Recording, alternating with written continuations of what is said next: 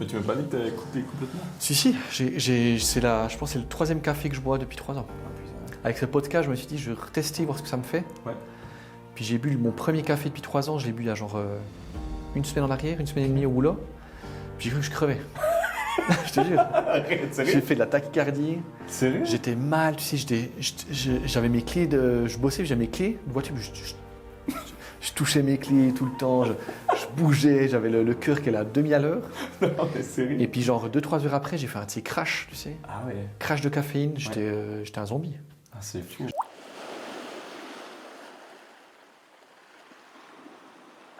Bonjour à tous et bienvenue dans cet épisode spécial. On a eu pas mal de retours au niveau de l'épisode et puis on a eu pas mal de questions sur le café. Donc on s'est dit qu'on allait vous concocter un épisode spécial café, vu qu'il y a beaucoup de buveurs de café qui, comme moi, sont intéressés à ça et ont envie de mieux comprendre l'impact que ça a sur notre sommeil.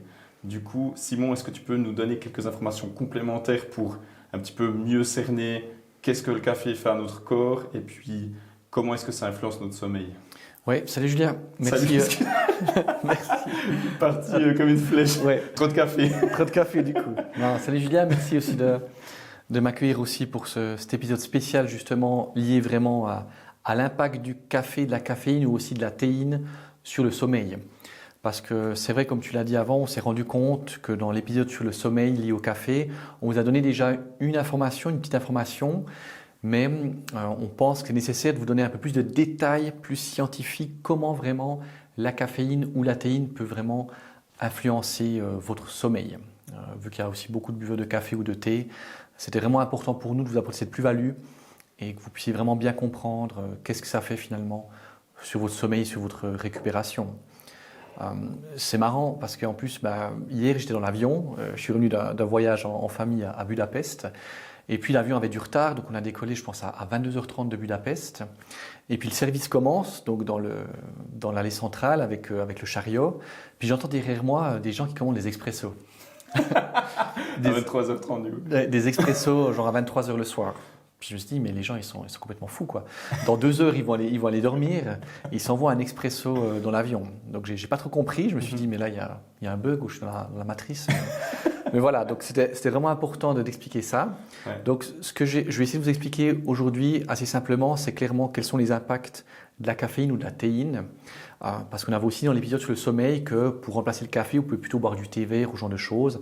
Mais ce n'est pas tout à fait juste parce que le thé vert a aussi de la théine. Et la théine, comme on en trouve dans le maté aussi, ou dans le matcha, ou dans le Red Bull ou dans des boissons énergisantes, va aussi avoir un impact sur le sommeil. Donc je dirais à partir de 14 heures, il faut arrêter le café et il ne faut pas remplacer ça par du thé vert ou par du maté ou par du matcha parce que ça va être finalement le même effet. Donc plutôt privilégier des tisanes ou du rooibos l'après-midi qui ne contient pas du tout de théine. Maintenant, pour revenir à la caféine, en fait, il faut savoir que quand vous vous levez, quand vous commencez votre journée, il y a un décompte dans votre corps qui va démarrer. Pour vous l'exprimer en image, c'est par exemple comme un sablier. Comme quand vous jouez à un jeu, puis il y a un sablier que vous retournez, puis il y a les graines qui commencent à tomber. Ouais. En fait, ça s'appelle l'adénosine. L'adénosine, c'est une molécule qui est générée par votre corps et qui va en fait s'accumuler durant votre veille. Donc dès que vous vous levez, elle va commencer à s'accumuler dans votre corps et c'est celle-ci qui va créer la pression de sommeil. Puis à partir de 10 heures, 12 heures de veille, elle va vraiment dire à votre cerveau, là écoute, t'es fatigué, t'es crevé, ça fait 12 heures que t'es debout. Il y a cette adénosine qui s'est accumulée dans les récepteurs du cerveau. C'est ça qui va provoquer la fatigue, de vous faire bâiller, puis de vous donner envie en fait de dormir. Et l'adénosine, elle est très importante parce que c'est vraiment un signal biologique qui va dire à votre corps qu'il faut aller dormir. Maintenant, le trick, c'est que justement dans la caféine et dans la théine, il y a une molécule qui va aller se mettre sur les récepteurs à adénosine et qui va masquer en fait l'effet de l'adénosine dans votre cerveau. Donc l'adénosine, elle continue à arriver sur les récepteurs, mais le récepteur, il est comme bouché, comme s'il y avait un filtre, il est bouché en fait avec la caféine et la théine, et votre cerveau ne se rend pas compte qu'il est fatigué. Okay. Donc c'est pour ça en fait que le café, vous avez l'impression que ça vous donne l'énergie, mais ça ne vous donne pas vraiment l'énergie, c'est que ça va bloquer ces capteurs à adénosine et votre cerveau va pas croire qu'il est fatigué, alors qu'en fait il l'est réellement. Et c'est ça en fait le trick avec la caféine et la théine. Et ce qu'il faut savoir, comme vous l'avez vu dans l'épisode sur le sommeil, la caféine, elle a une demi-vie de 6 heures. Ça veut dire que pour éliminer complètement la caféine de votre organisme, il faut environ 12 heures. Ça dépend des individus. Il y a des individus qui synthétisent plus facilement la caféine, d'autres un peu moins, mais en moyenne, c'est environ une douzaine d'heures pour ne plus avoir de traces de caféine dans l'organisme. Maintenant, si on revient sur cette adénosine qui est masquée par la caféine ou la théine, en fait, quand vous allez au lit, il faut savoir que dans votre cerveau, il y a différentes ondes. Vous avez peut-être déjà entendu les ondes alpha, les ondes bêta, les ondes delta. Et en fait, votre cerveau, quand il est éveillé, donc quand vous êtes réveillé, quand vous bossez, votre cerveau est parcouru par les ondes bêta. C'est les ondes de l'éveil. C'est les ondes qui vous gardent en fait éveillé, qui vous gardent attentif et qui vous font être alerte. Et ensuite, quand vous commencez à vous endormir, quand vous couchez ou quand vous faites de la cohérence cardiaque, comme vous l'avez expliqué, le cerveau va passer avec des ondes alpha. Et les ondes alpha, c'est les ondes plutôt du calme et de l'endormissement. Et ensuite, quand on va aller dans le sommeil profond 3 et 4, le NREM 3 et 4, ça sera les ondes delta. Et ces ondes delta, c'est les plus importantes. C'est vraiment ceux qui vont faire en sorte que vous vous reposez, un repos physique qui va vraiment réparer votre corps. Et maintenant, la caféine, ce qu'elle va provoquer dans votre cerveau, la caféine ou la théine va en fait faire que votre cerveau va passer en onde bêta. Donc c'est comme si vous étiez réveillé.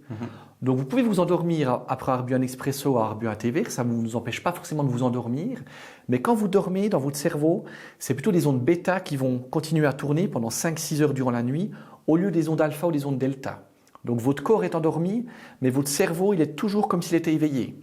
Et c'est ça qui fait que dans les zones de sommeil NREM 3 et 4, les plus réparatrices pour votre organisme, en fait, la caféine et ces ondes bêta, elle va vous enlever environ 40% de ce sommeil 3 et 4, le sommeil NREM le plus réparateur dans vos nuits. Donc vous, en fait, vous allez dormir une nuit normale, vous avez l'impression que vous avez bien dormi, vous avez l'impression que vous avez eu un sommeil réparateur, mais ce n'est pas du tout le cas au niveau biologique, au niveau physiologique de votre cerveau, à cause justement de la caféine ou de la théine qui a bloqué les récepteurs à adénosine et qui a activé les ondes bêta plutôt que des ondes delta dans votre cerveau.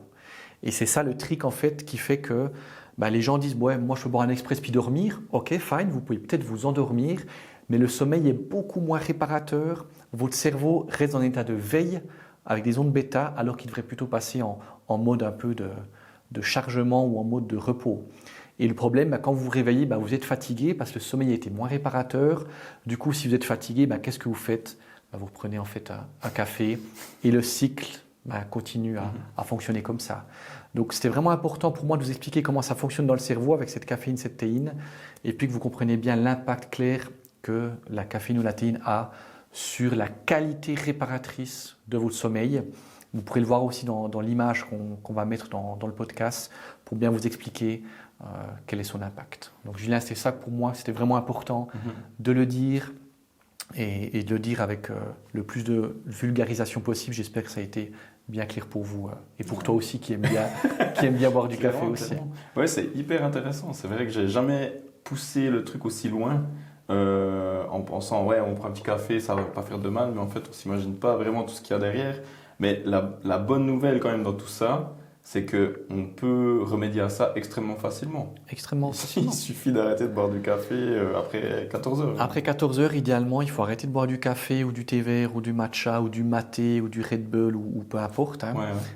Et simplement, si vous respectez ça, vous allez avoir quand même un sommeil qui est de meilleure qualité, qui est beaucoup plus réparateur avec cette fameuse zone de NREM 3 et 4, le sommeil vraiment lent, profond, où le corps vraiment se répare, au lieu de n'avoir que des fractions de cette phase-là qui est hyper importante pour votre réparation à cause de la caféine ou de la théine qui a gardé votre cerveau avec les ondes bêta, donc les zones d'éveil, et vous empêche d'accéder profondément à cette zone de récupération cellulaire et énergétique.